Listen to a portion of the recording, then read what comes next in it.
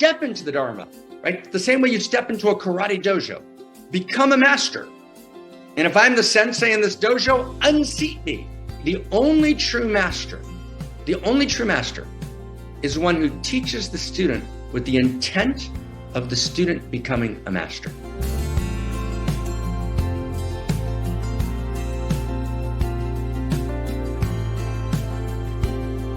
Our intention is revolution.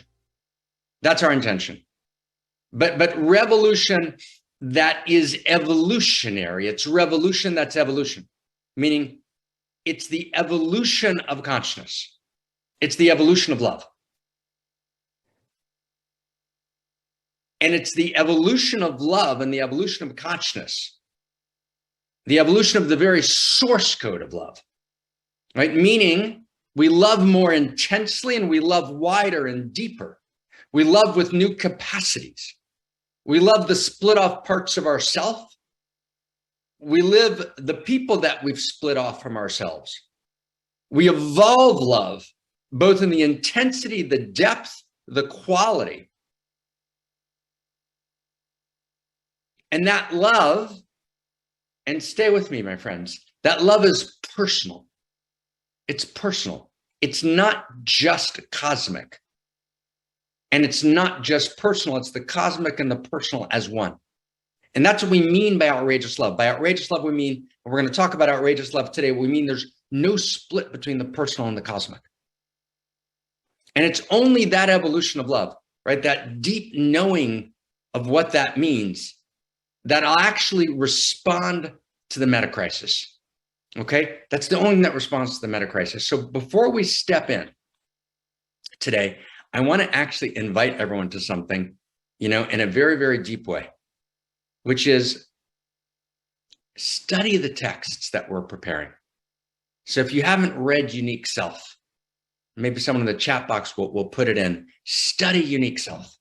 When I say study Unique Self, I mean know really deeply, and knowing doesn't mean intellectual. Mind is one way we know, and we need mind. Mind is real, but I've got to know carnally. Knowing is carnal. It's a carnal knowledge. It's a sensing, right? It's a feeling. So can I just share something? And I'm, just total personal, right? I've never thought of a good idea in my life. Never, not once. I've literally, and I promise you, I'm not being cute or clever, right? Right. And I know I'm neither cute or clever, so I got that. But I'm not trying to be cute or clever, which I sometimes do, right? Because it's fun to be cute and clever, right? But let's get serious for a second, okay? No cute, no clever. I've never thought of one good idea in my life, ever. I've only felt an idea. I could feel the idea in my body, and my body wouldn't rest, right? My feeling wouldn't rest until I could articulate that idea, right, in a set of words, knowing full well that the words are just holding the fragrance of the feeling, which is literally living in the body, right? Through my body, I vision God. And so you can't just, and I want to just hear tenderly, but fiercely, right? In order to make this revolution real, we have to create amongst ourselves a group of us. And let's call this group the 10,000. And in the 10,000, there's the 1,000. And in the 1,000, there's the 500. And in the 500, there's the 100. And in the 100, there's the 50. And in the 50, there's the 10, right? The 10. And then the 50. And then the 100, right? That we know sensually this Dharma. Our sense making is sensual. We can feel it in our body, in our heart, in our minds. I can feel it in my body and my soul, right? It moves in me. And so I've got to first do the work of reading. Don't skip the reading. Read Unique Self, cover to cover. Someone wrote me yesterday, they're reading another book we wrote called Self. Read Self. Read Return to Eros, right? Go to the Unique Self website. Go to Office for the Future, the gorgeous Office for the Future website. Go to and when it's ready in about 2 months, we're going to be releasing this gorgeous new, center website. The Center for Integral Wisdom is changing its name, evolving its name to the Center for World Philosophy and Religion. right? And we're putting up this gorgeous website filled with deep, deep pieces, right? You can go to my website, right, if you'd like along the way, right? But actually go and study. And we're generating a great library. We're working day and night on this great library, and we're going to start putting out in the spring, volume after volume, right? We'll probably put the first volumes in the spring. And I beg you with all my heart and soul, read and read slowly and read deeply and read every day as part of your practice. We've lost reading. Forget about the clips, forget about the podcasts. Read and actually train your mind and train your heart and train your body and actually get the Dharma, right? And there's a direct relationship between kind of understanding the first principles and first values and actually working them through in your mind. In the old world, there were a bunch of brilliant, great leaders, and everybody else followed. Right? There was a very small, narrow group of people, the elite, who did the sense making, and everyone else followed. Today, we need to be in a place where we're all doing sense making. Part of the democratization of enlightenment is the democratization of sense making. And right now, with all of the information exploding on the web, with the broken information ecology, with the fundamental lack of trust, right, in what used to be the legacy institutions, right, in the enormous confusion, right, in the public spaces of information. On the one hand, we don't trust the legacy sources. On the other hand, right, the kind of conspiracy sources, right, are clearly warped and as broken as the legacy sources. So how do you actually do sense making? So you have to actually first be grounded in a set of first principles and first values. You have to understand them, feel them, know them. So I'm inviting that our inner circle, right, of those of us who want to be this revolution, want to actually become the new human and the new humanity, read, right? And read deeply and then feel when you're reading. And you got to feel it in your body, right? You got to feel the light moving in your body, right? The sensual act of sense making. And all knowledge is sensual. The word knowing is carnal. To know means to know carnally, to know erotically. I know you erotically. I can feel you. You can feel me. And we've got to be able to feel ideas. Ideas are actually living organisms. That's what an idea is. Idea is a living field, right? Because what's an idea? An idea means, we think an idea is just an intellectual abstraction. It's written in a book someplace. But how did it get written in a book? It got written in a book because someone felt something about reality. Someone tasted something about reality. And then someone tested that tasting to make sure that it was accurate. And then someone shared what they tasted with other people. And they said, did you taste the same thing? And we began to get validated information. So I'm not going to do a history of epistemology here, but actually all genuine knowing comes from a deep feeling of the living universe, a feeling of a living reality. So an idea is not an arid, abstract, dry, intellectual knowledge. If you think that, you don't understand knowing. Knowing is sensual, it's alive, it's throbbing, it's pulsing, it's tumescent, it's dripping with life. That's what knowing is. So to know and to feel this new story of value that we're telling here, right? The story of cosmo-erotic humanism is to read and to know, right? Reading is one of the ways that we know. We read, we feel, right? We're aroused to the text, right? We feel the ideas moving through us. And the only way to make this revolution is that we actually feel this. You know, I was thinking about William Blake, you know, the other day, and we'll talk more about William Blake at some time.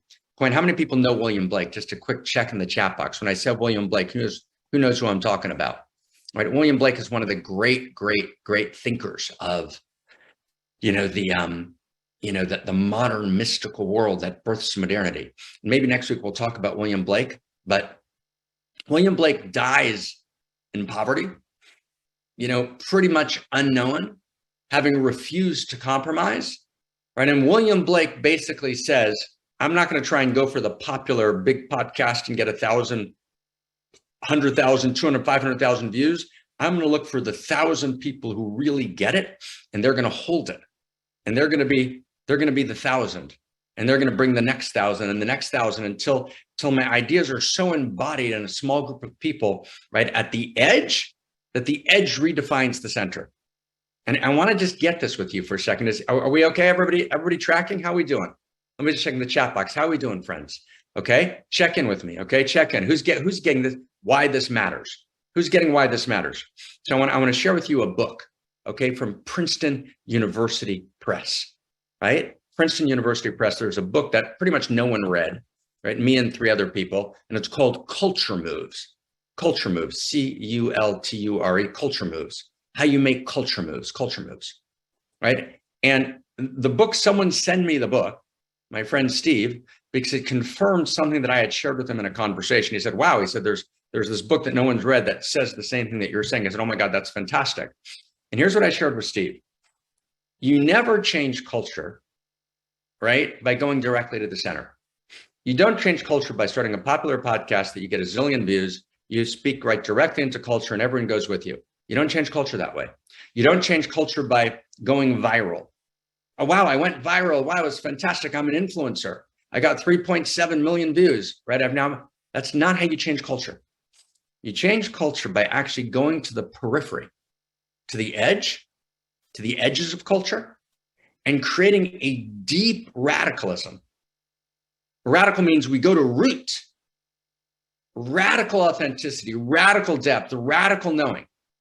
Right at the edges of culture, right? And then at the edges of culture, the edges become so profound and so shimmering and so alive and so filled with goodness and so filled with truth and so filled with beauty. And then you create artifacts. That's what William Blake did. William Blake inscribed his knowing on every piece of art and on every, piece of poetry, right? And every, painting, right? He was commissioned to do anything, and he would just inscribe his art every place. We inscribe it every place.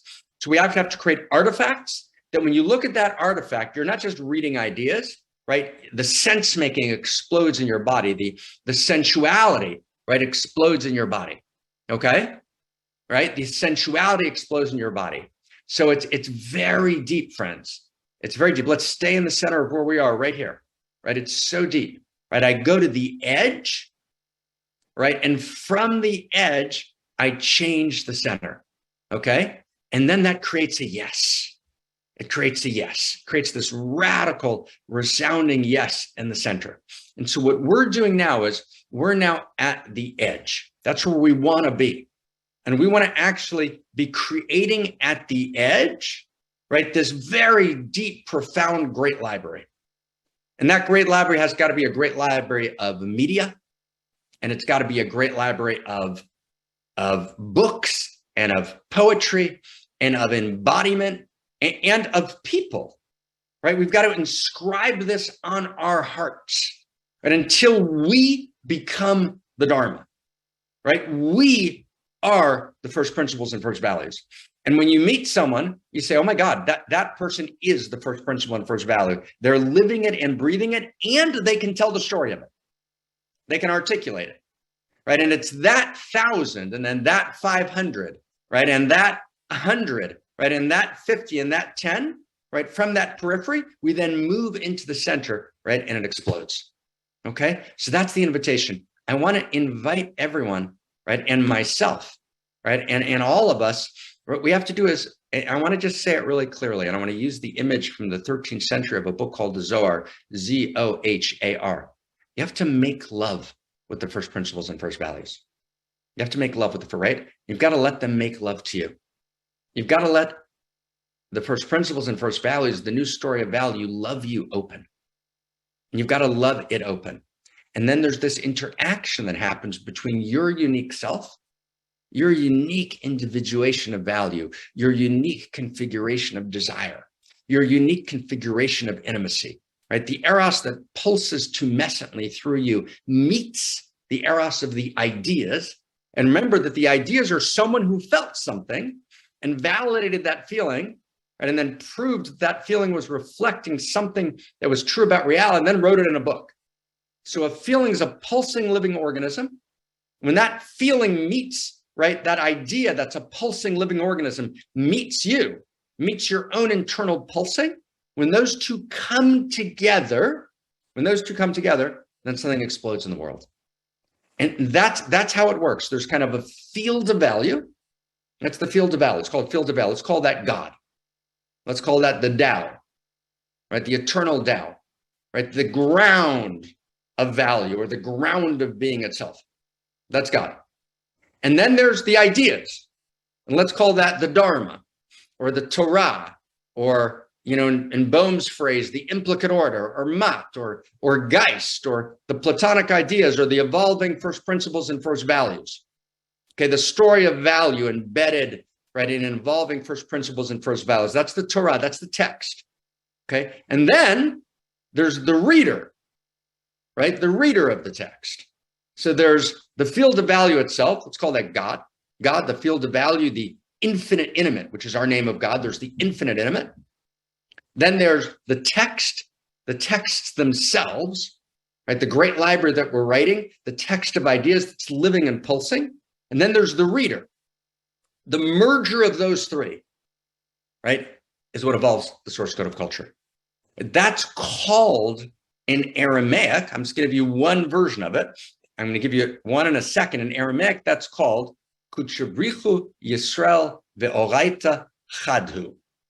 God, sacred text, and reader of text are one.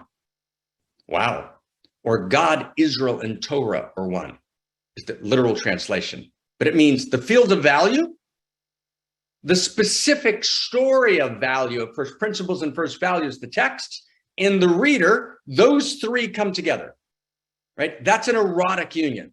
It's a menage trois, right? It's the great threesome, right, between these three.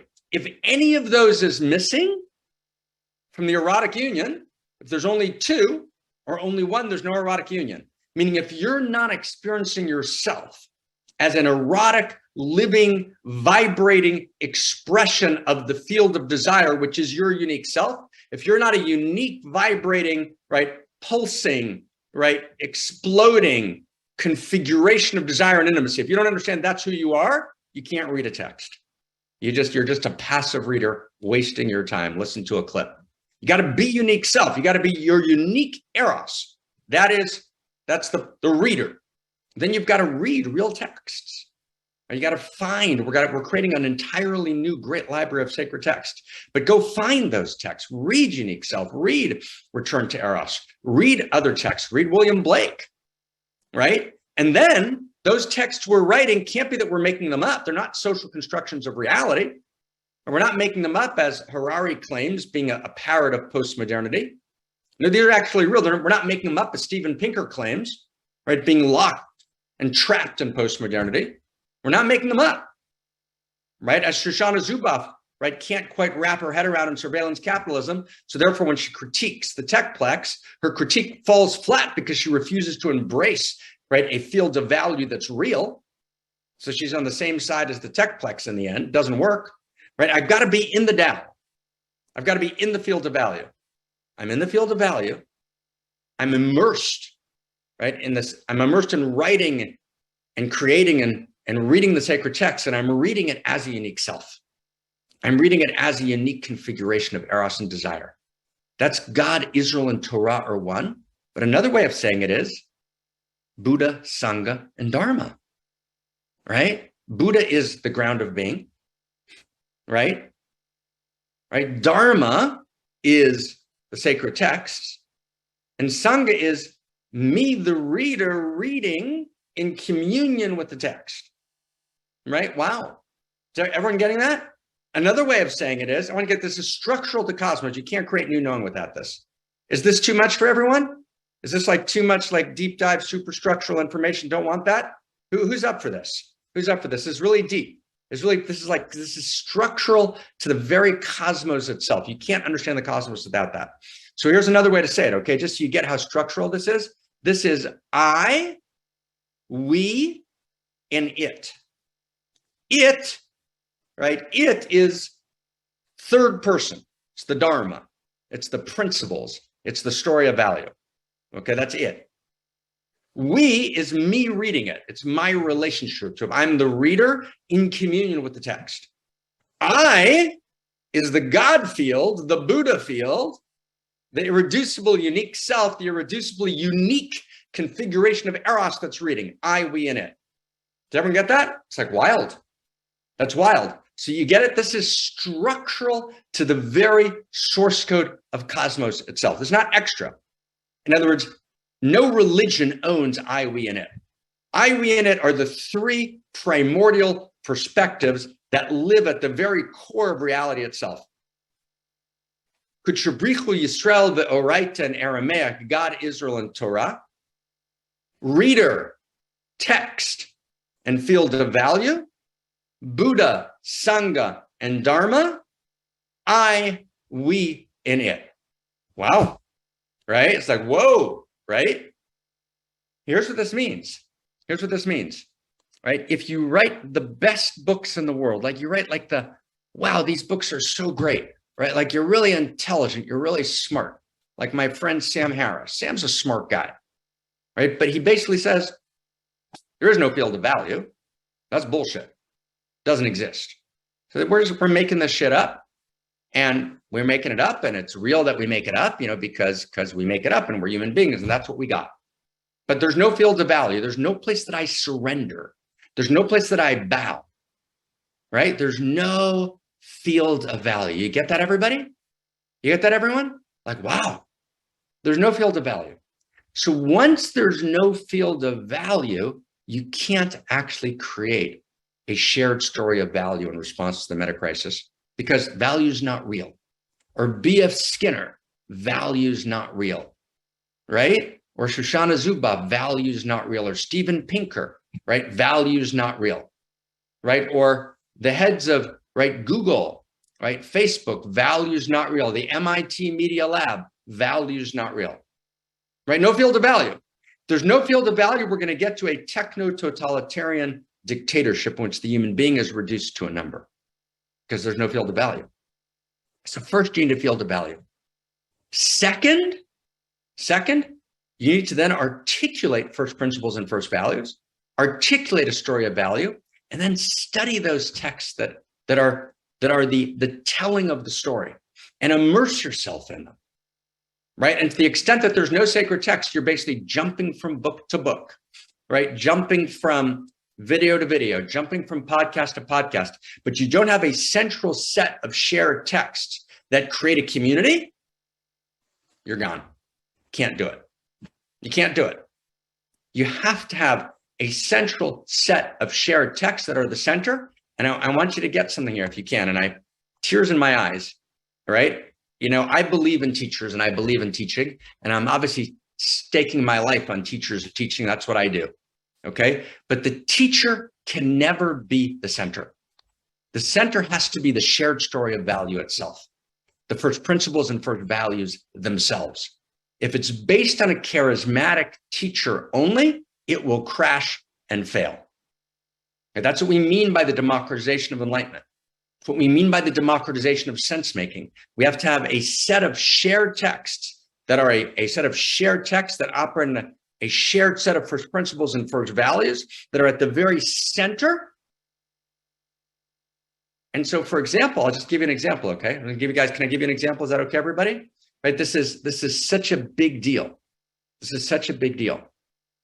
So when I sat with my friend, right, the Dalai Lama, he invited me to come visit him after we had a fight that I've told you guys about sometimes. Some of us, we've talked about it. We had a fight. It was an interesting fight, which we won't talk about now. So, and I gave him my skull cap, my kind of, Hebraic kind of yarmulke, which I wore ritually. I gave it to him to wear for a day. He wore it for a day.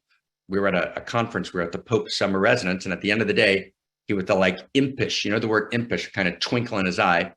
He put my yarmulke, my skull cap, in his pocket, and he went back to Dharamsala, and he had his friend Atruk Rinpoche, who was the head of the Tibetan library, say, "Hey, Marc, if you want to get your yarmulke back, come visit me in Dharamsala." That's not exactly how it happened. There's other pieces to the story, but that's enough for now. So I go to Dharamsala to get my yarmulke back, and we had a wonderful, wonderful field of conversation. We just had just a great time together. We were sitting in his kind of back room, kind of talking. And, he said to me, among other things, he's like, how did the Hebrew wisdom tradition survive? How did it survive? And I said to them in not so many words, but I said, there's two principles that allowed this Hebrew wisdom to survive. One is we're not based on a Dalai Lama, right? A little bit of an audacious thing to say, but it's true. We're not based on a Dalai Lama because it's a very big deal. It's not based on a Dalai Lama. It's not based, right, on a God teacher. Right? It's based on a set of living, evolving sacred texts rooted in first principles and first values that everybody studies, not just the scholars, not just the elite, not just the intellectuals, but everyone sits and studies and absorbs and comments and, right? It's not based on a God teacher, but a living, evolving set of sacred texts, which is why the center of One Mountain, Many Paths and the center of our Center for World Philosophy and Religion, I'll tell you what the center is not. It's not Barbara Marx Hubbard. It's not Marc Gafni. The second the center becomes Barbara Mark or Zach Stein, right? Or anyone else, the center is the Dharma, the first principles, the values themselves, right? And that they're so strong, and here's the third piece, that actually they're studied by an entire community, right? Who are living these first principles and first values, right? And who begin to embody them. And then everyone in the community brings their unique self to the story. Does that make sense, everyone? Everyone acts, but it's not, I want to be really rigorous here for a second. I know everyone's about to get mad at me. So could everyone just prepare to get mad at me? Prepare. Okay, that way when you get mad, you won't be surprised. What that means though is, and Barbara Marx Hubbard, who I love madly, Barbara Marx Hubbard and I used to tease her about this. Okay, so get ready to get mad. Here we go. So when someone raises their hand and says, well, I disagree, I say, really? You disagree? Why? Well, because it doesn't feel, no. Have you studied the text carefully? Right? What do you mean you disagree? Don't tell me you disagree. Tell me why. Step inside, know the text, master them the best way you can. And if you've stepped inside and you've mastered them, I want to hear what you have to say. If you don't, shut up. And I want you to get this, because what happens is, right, is that people raise their hand and they say, oh, no, don't become a master.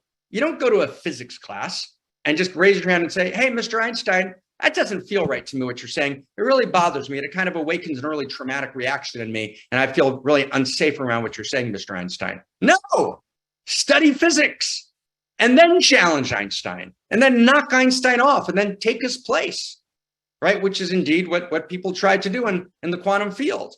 So in other words, step into the Dharma, right? The same way you step into a karate dojo, become a master. And if I'm the sensei in this dojo, unseat me. Right? Write new chapters, add to it, right? Change it, right? But from within, because you've mastered the principles, because you can feel them, because you know them, because they're alive in you, right? And then challenge it, deepen it, right? Add it from within, right? The only true master is one who teaches the student with the intent of the student becoming a master. Does everyone get that? The only true master. And that means that, but the only way that can be true is if that both the student and master bow to the larger field of value. Does everyone get that? Both the student and master, we both bow to the larger field of value. And then if the student comes and says something, beautiful. I want to give you guys just a couple of examples just to make this real. My dear friend, Zachary Stein, who actually lives with me in the center house, where he's the co-president of the center, started studying with me, right, as a student. And we have a teacher-student relationship to this day, but we also have a beloved relationship. We also have a partner relationship. We also have a colleague relationship, right? And Zach stepped in, right? And the most important thing was, right, he can't just, right, he gets to grow and to deepen, to both remain a student and then become himself in his own fields, right? Absorb the Dharma, absorb every word of it, become it, then add to it. I call it Zachify it, right? But to actually master it, know his own fields of mastery, and then add a dimension to it, right? Add a dimension through the prisms of education and development, etc., that are new and unique to the Dharma. See, right? My friend Kirsten Zohar, right? Who's a deep student, right? And yet she's standing in her own dignity and grace. Right? In other words, What we want here is we want, right? Yes, there's a teacher-student relationship, right? And then step in and blow it away and become a master. And then raise up your own students. And then they raise up their own students. We need teachers and students, right? But we need teachers and students where the job of the student is to become a master. So my greatest joy is when someone, right, gets something in the Dharma that I didn't see. Wow, I didn't see that, right? But not because you just claim it, because you stepped in so deeply, you can actually see something and feel something through your unique self that's not available to me. And then you share that with me. Oh my God, I bow at your feet, right? That's what we mean by unique self. Now, stay with me close. To the precise extent that you're not in your own purity, that you're not in your own sincerity, that you're in an ego game, you're in a lazy game, right? You're kind of running from podcast to podcast and kind of saying the words, but you're not deep in, right? You're not deep in. You don't actually, right? You don't actually step in. When you step in, you got to learn how to be a student. There's nothing I love more than being a student myself. Right. And, I'll share with you guys here. I don't know if I can even see it here. Is it here? I'm reading a book here, right, which is almost impossible to read. It was written by my teacher who essentially I haven't talked to in 40 years, who disagrees with everything I'm doing now, right? Who's a classical Orthodox Jewish master. He wrote a doctorate at Harvard when he was 19 called Henry Moore, The Rational Theology of a Cambridge Platonist. It's an almost impossible book to read. And I am reading this book now, right? It's almost like you can't even get it anymore. I found it. And I'm reading this book cover to cover, word for word, because I want to absorb the words of my master, my teacher. Even though he completely disagrees with me and thinks that I've become a heretic and, haven't talked to him in 40 years and thinks that I've stepped away from Orthodox Judaism in a way that's wrong. And that this whole thing we're doing is, right? It doesn't matter. He's my teacher, right? And I want to absorb every word he says.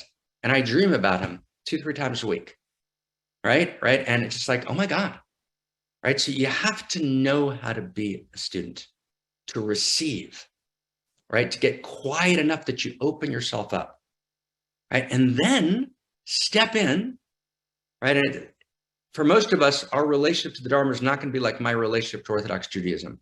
I had to leave that world in order to create the world we want to create. Here we can create together, but step in with your mastery. And if I can beg you for anything, I beg you for your own mastery. Become masters, right? Like that, right? Who can feel that? Who can feel that? Can anyone feel that? What that means? Right? Become a master, right? Step in. Right? And that's what we mean when we say unique self symphony. Unique self symphony is not, oh, we're all hanging out and working together. That's one expression of unique self symphony, when we're all doing what we do, right, to make this work. That's one beautiful, holy expression of unique self symphony, actually. I said that's not unique self symphony. I was wrong. That's one massive, gorgeous expression of unique self symphony. We're all holding a different piece and we're being a unique self symphony together, and we all have different roles. That's beautiful. Then there's another level of unique self symphony where we step in and we actually become each of us masters in a particular way. And that's my dream. And that's really my dream. My dream is to be surrounded, right, by people who have actually become masters, because any student, right, any teacher, right, that doesn't want their students to become masters is a tyrant. And don't listen to them, walk out. Any teacher that doesn't want their students to become masters is a tyrant. Okay, but to become a master, you've got to come in with your unique self. You got to come in and move beyond, right, the trauma, right, and the ego, and find your purity. And oh my God, be sensual. No, be carnal, right? Be alive, engage the text, study. And you don't have to study everything. I'm going to just say one last step, and then we'll finish this. Okay, and this is our intention setting for the whole One Mountain, right? You don't have to study everything, right? Can I just offer a little piece of just tender advice, right? Is that okay with everyone? Just a piece of tender advice. Pick one field, something you're interested in, okay? So let's say you're reading Return to Eros. Okay. In a return to Eros, we talk about 12 faces of Eros. So pick one face, being on the inside, right? Giving and receiving are one. Whatever, pick one face of the 12 faces. There's 12 chapters with different faces of Eros, and become the master of that face. Okay. So let's say you're in the Unique Self teaching. So pick one chapter in the Unique Self book and then become the master of that, right? And it's pick one set of ideas, right? And say, wow, I just listened to that one mountain. There was this set of ideas. I'm going to go deeper into that. I'm going to become the master of this, whatever it is, but step into mastery. Wow. So that's what it means to become a Unique Self Symphony. That's what it means to democratize enlightenment, right? And you noticed, does everyone notice this? We're not saying that there's no sacred text. There are sacred texts. We're not saying there's no field of value. There is a field of value. The field of value is what we call the divine. And there's a set of sacred texts that we're writing together. And then there's the individual, unique self, erotic masters of the text. I first become a student. I never graduate from being a student, but at the same time, I become a master. So myself, I try my best to operate as a master and to operate as a student all the time. So here I am. I just bought this really like a few days ago, and I'm just in devotion late at night, just literally absorbing the words of my teacher in complete devotion and complete surrender as I just open up to absorb, to receive. Right? That power is the power of Unique Self Symphony.